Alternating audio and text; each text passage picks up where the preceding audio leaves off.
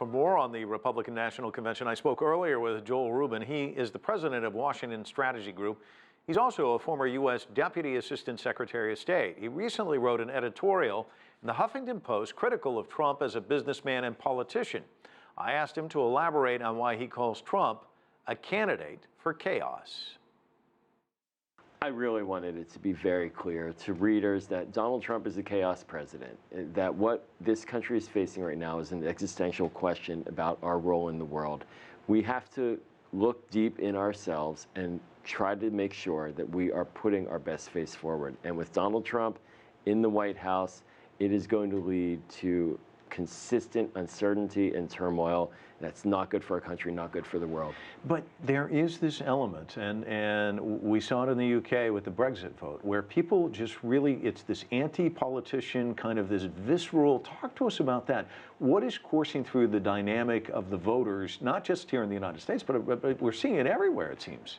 Mike, we were speaking a bit ago as well. I ran for Congress recently, and I agree completely. Right now, the electorate in the United States and across Europe, we saw it with Brexit, we see it in the Arab world. We see it throughout much of the world. There is a real discontent with the systems that are in place that are governing our world.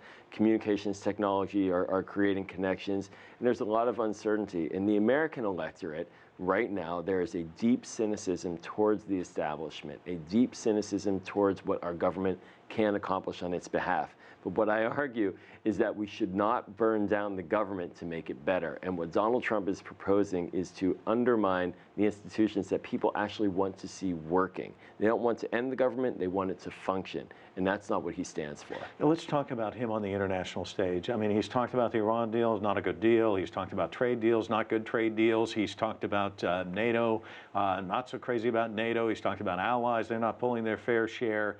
If you're in the world community and this guy, there's one of two candidates out there, what are you thinking? Well, I would say to every foreign leader, do not assume that what you hear today is what you will hear tomorrow. And that is very dangerous. In international affairs, America needs to be clear on where it stands. And with a candidate like Donald Trump, one day he's opposed to NATO, he wants us to pull out. Now he's calling for NATO to put ground troops on in the fight against Daesh in the heart of the Arab world. He doesn't know what he's arguing for, and that is a very dangerous situation for our government's ability to perform and for allies and adversaries alike to know where we stand. You worked at the State Department, and obviously sometimes you have to be thoughtful, but you have to react. You got to get a message out there.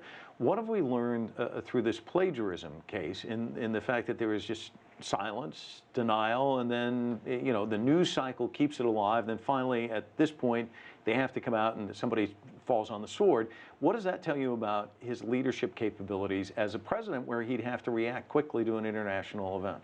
Well, it would be repetitive of me to say this is the canary in the coal mine, or saying where one sees this example, and this is really what demonstrates the problems with Donald Trump. We have seen many of these canaries, but in this case, the plagiarism in and of itself is dangerous and damaging.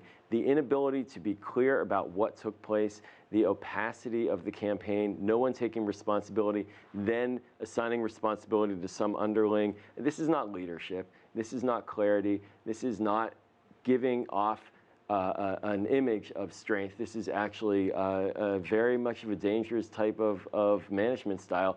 If our government gets confronted with a crisis, and there are always crises in international affairs, just last weekend we saw the attempted coup in Turkey. If there is a crisis, and again, there will be one, we cannot have a leader in the White House who is not willing to level with the American people, who is not clear on how he or she makes decisions, and who is not willing to own up to those decisions. And that is what we will have in Donald Trump in the White House.